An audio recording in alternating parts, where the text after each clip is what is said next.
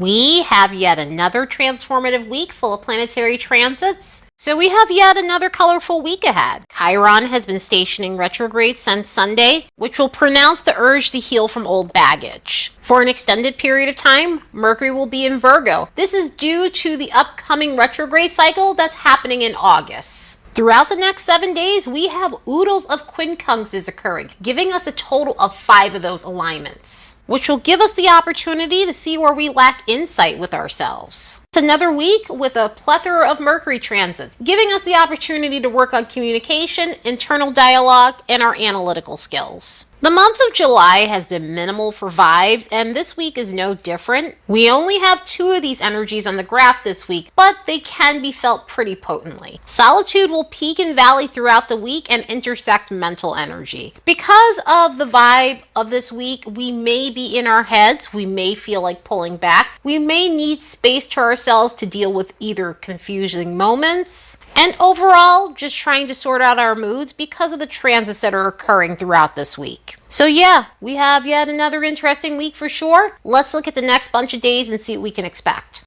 As a reminder, don't forget to like and subscribe because it helps this channel grow. And if you'd like to support the work of this channel, you could do so by buying me a fresh cup of coffee. There's a link in the description box below.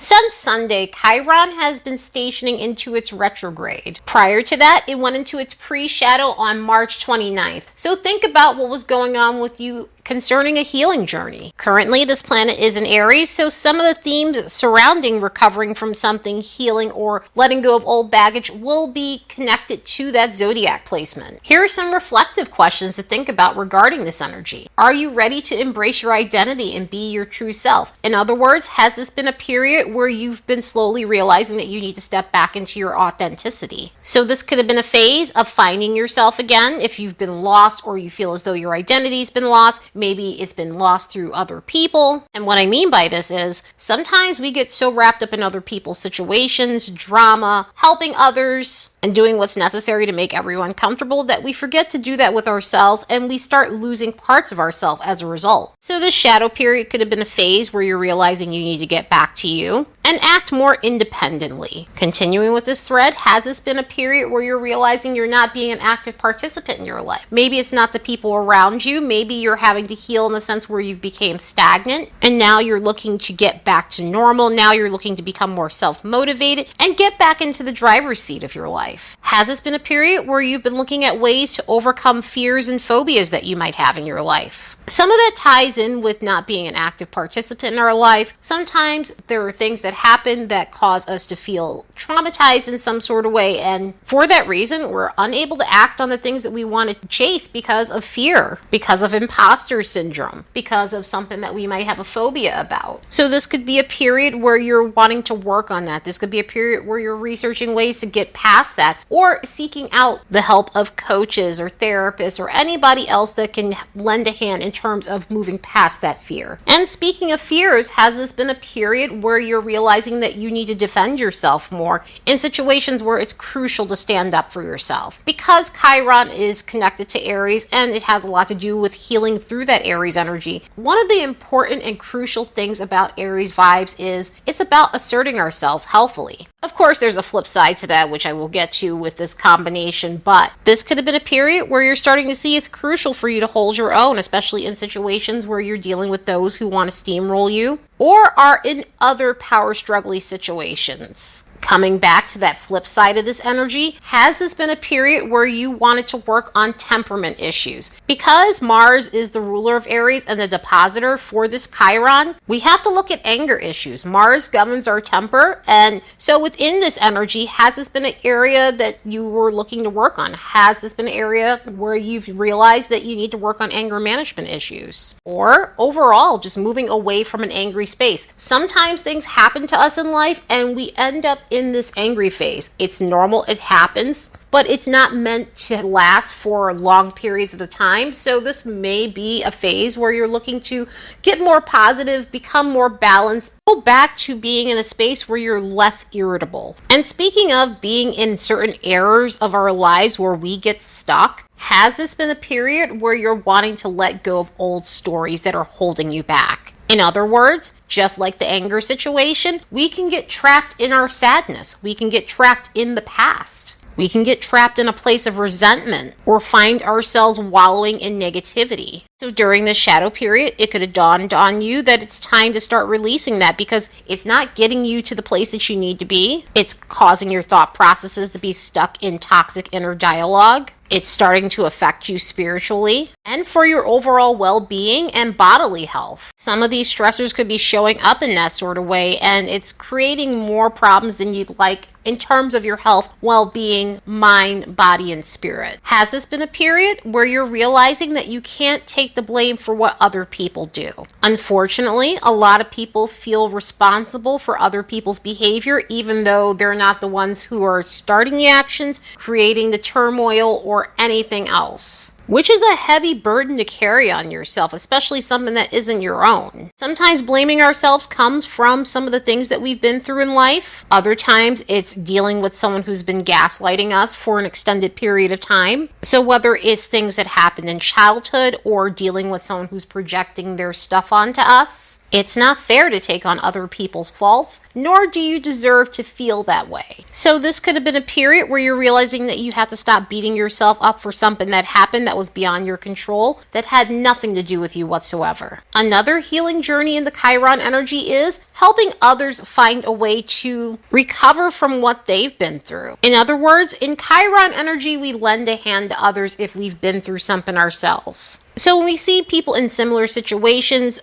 from old trauma that we've healed from old baggage that we healed from, we're able to guide them in a way that gives them the tools they need to get past their difficulties. So this could be a time where you're finding yourself helping a friend, a family member, a spouse, so that way they can get on the road to their own healing journey. The signs that'll be most affected by this retrograde will be the cardinal modality: Aries, Cancer, Libra, and Capricorn, between 13 to 23 degrees of these signs. So if you have chart points and zodiac placements in these energies, you'll experience these more potently. Chiron goes direct on December 26th of 2023, and then finally leaves its post shadow on April 17th, 2024. So other than one alignment and that Mercury ingress into Virgo, most of the transits that we have are quincunxes. We have 5 quincunxes going on throughout this week. And the first one of that is Venus making a quincunx with Pluto, which could show us where we're needing to have some sort of balance when it comes to power dynamics in relationships. And because Venus is retrograde, we're going to see this alignment one more time. This is the first of 2. We won't get 3 of these quincunxes. So we'll have this one, and then we'll have the one that occurs on the post shadow.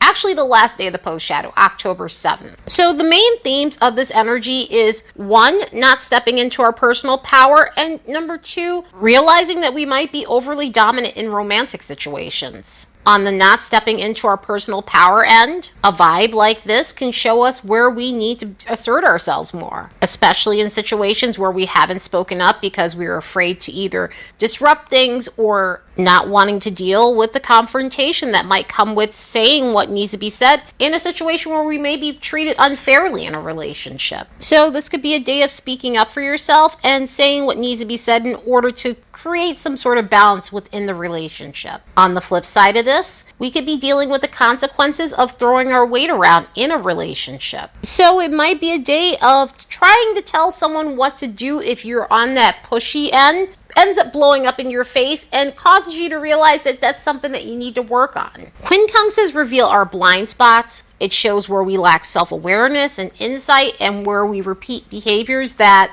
add up over time and result in something we may not like. So it's a time to gain some more awareness about the things that we're doing. Also in this energy, there are situations with finances. Venus deals with finances. So it could be a time to understand what we're doing monetarily. This might be about gaining better control when it comes down to our finances, or a phase to understand our professional needs. That way, we improve our financial circumstances. By the time we get to the 27th, Mercury's making a quincunx with Neptune, which could create a situation where we're experiencing foggy interactions with others. So energy like this can not really work in our favor if we're rushing things. In other words, if there's something that needs to be understood and is detailed oriented, the best thing to do is take your time before interacting with something, before going at something, or even responding to someone, because it may be a day where we're not getting all of the info, we're not getting all the data, and so something might come out a little wonky. Another way this can manifest is taking things the wrong way. This is the type of alignment where things get misinterpreted because we're not paying attention to the details of something.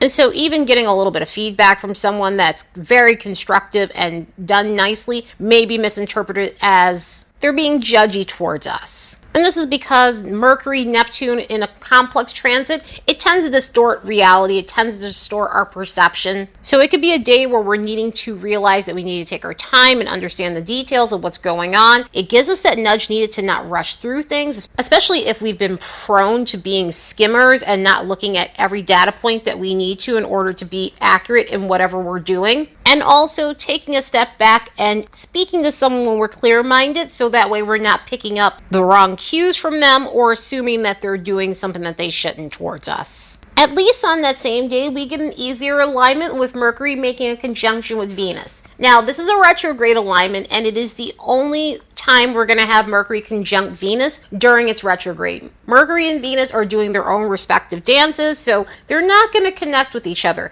Venus is going to stay in Leo for an extended period of time until October or so, and Mercury is entering Virgo for the next 8 weeks due to its retrograde cycle. So these two won't be meeting up in a conjunction anytime soon. But an alignment like this could help us in terms of thinking about what we need concerning love. So in other words, it could help us in a positive way where we're realizing that we do deserve more. We're realizing that we can do better than the circumstances we've had, that there's hope for us when it comes down to romantic situations, and that we just need to redevelop our strategy when it comes down to our love life scenarios. Also, it puts a happy-go-lucky tone into the air. Even though we've got that quincunx going on that might make things foggy, this might be a saving grace because it is great for smoothing things out. It is great for easy communication, happy-go-lucky communication, sweet talking in a good and positive way, not in a manipulative way. But also it's excellent for compromising with others. So this may be helpful if things kind of go awry with all the other stuff going on with Mercury and Neptune. But the best thing about it is we end up having some sort of clarity when it comes down to the direction we'd like to go to within our love life situations. On the 28th, Mercury is entering its home sign of Virgo. And like I was mentioning before, this planet will be in Virgo for quite a bit of time since it is going retrograde on August 23rd. But the good thing is we will have it for about a week or so in its regular format. Mercury goes into its pre-shadow around August 3rd, so we at least have a little bit of time to enjoy Mercury in Virgo for all its glory. But with this combination, we gain the stamina to focus on tasks that generally require us to pay attention to some serious details.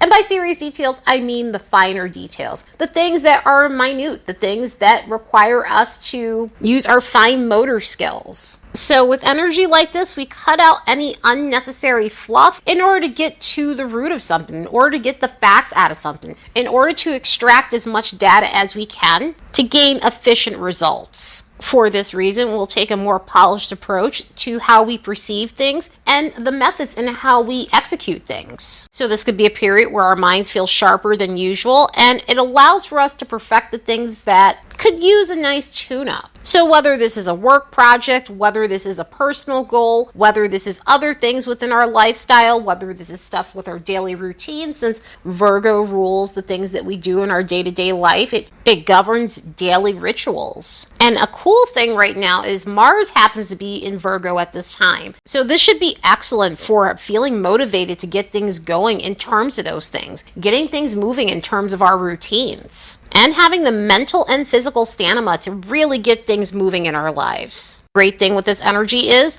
it gives us the ability to be more discerning. Virgo offers us the gift of discernment, and that's necessary because in life, there are things that we just can't gloss over. There are situations that we need to be more critical about. There are also situations we need to be more judgmental about. And I don't mean judgmental in a unconstructive way. I mean it in the way of just like, that doesn't seem quite right. Or if something is very blatant in our face and someone's acting in an unsavory way, rather than giving it the benefit of the doubt, we're able to say, okay, no, that's a deal breaker. And it doesn't have to be a person. It could be certain things that we're putting in our body that we know might not be as good for us. And since Virgo rules diet, it could be a time to use better judgment when it comes down to some of the stuff that we're putting in our bodies. Seeing things for what they are isn't the easiest thing to do, but it's necessary in life in order to protect ourselves from certain circumstances and situations that may be unhealthy for us. Of course, that has to be done in a healthy way, because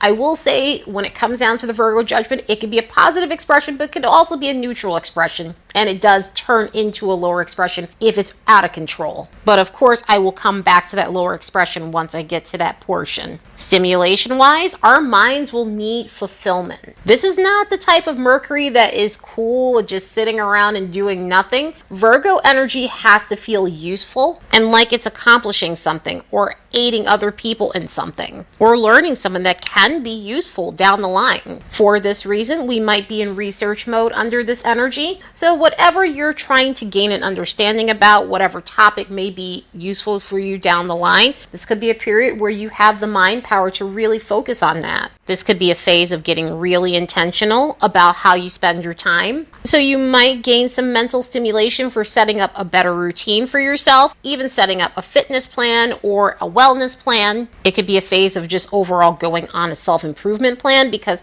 that tends to be very stimulating for this type of energy. And it could be a time where you're feeling like you want to lend a hand to those who really need it.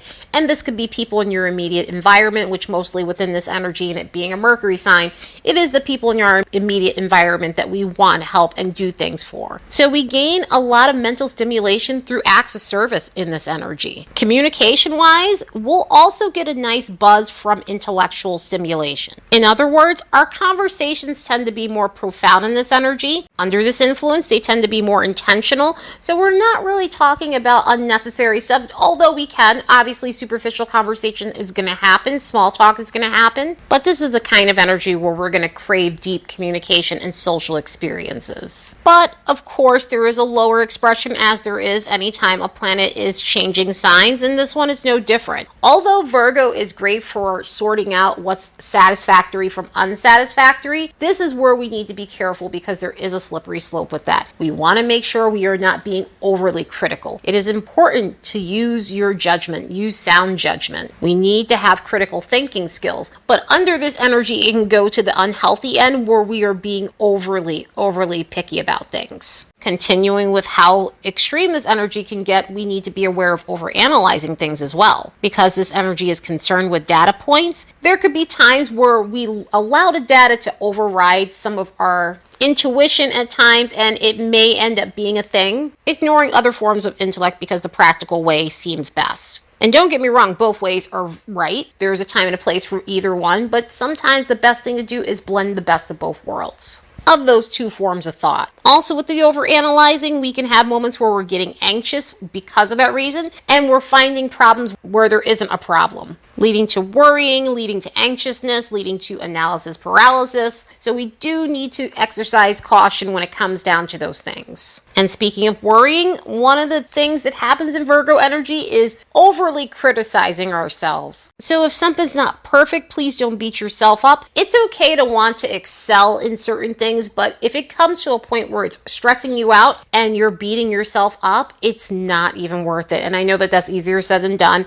I have 2 planets in Virgo. I could tell you a lot about Virgo energy, and my best advice is when it gets to that, take a step back from it and come back to it when you're calm, come back to it when you're in a more grounded place to deal with things that need to be perfected. So do the best you can if this is occurring under this alignment. But in my opinion, Virgo energy is always welcome. It's how we get shit done. And again, with Mars being here, we're getting that extra assistance from this Virgoan energy. So if there's anything that you need to tweak, improve, or just stay the course on, use this energy for those wonderful qualities. The weekend has quite a bite to it, with nothing but quincunxes as alignments. Just as Mercury is entering Virgo, it's going to make a quincunx with Pluto, which could produce unpleasant conversations in the air. A vibe like this can show us where we lack self-awareness when when it comes down to the way we communicate with people. In other words, if we're the types that throw our weight around in conversations, this can end up being a day of it blowing up in our faces. So if you're dealing with people with dominant personalities, this could be a time where we're having to stand up for ourselves. And this is because we're dealing with Pluto. Pluto has that flip side where we have to step into our personal power and not allow others to dominate us. So it could be a day where we're having to assert ourselves. And this may be another thing where we lack a little bit of insight where, and it happens. A lot of us don't like conflict. A lot of us don't want to be confrontational.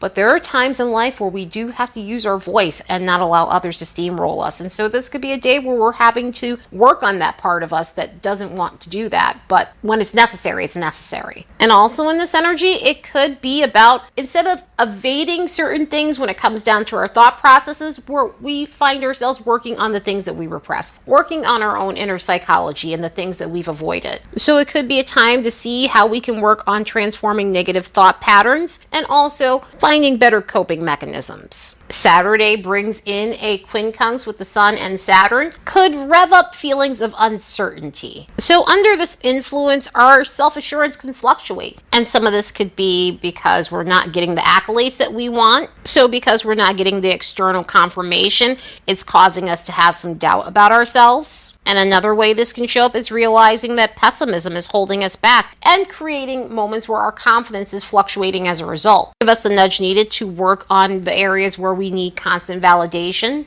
in terms of getting a pat on the back all the time when we do something, and also how we need to become more self-motivated again and find a balance between pessimism versus looking on the brighter side of life. Then on Sunday, we have a Venus retrograde alignment. Venus is going to make a quincunx with Neptune, and this could show us where we lack standards in our relationships. We first had this alignment on July 15th, and now this is our second hit. We'll get one more on October 3rd when Venus is in its post shadow, but an alignment like this can show us exactly why we need to raise our standards when it comes down to our love life and financial situations, and also have balance when it comes down to our expectations.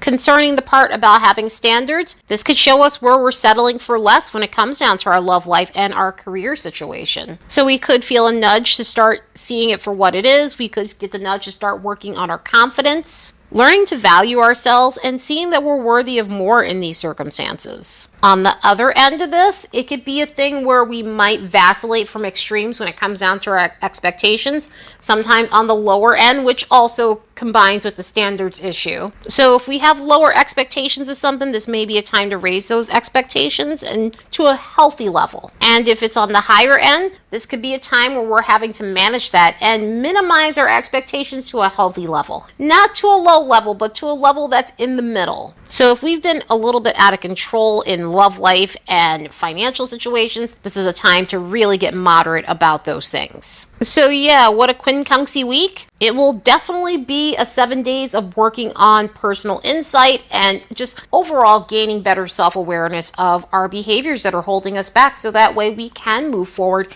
and have better situations in our lives. Anyway, I hope you all have the best week ever. Later, and see you in the next episode.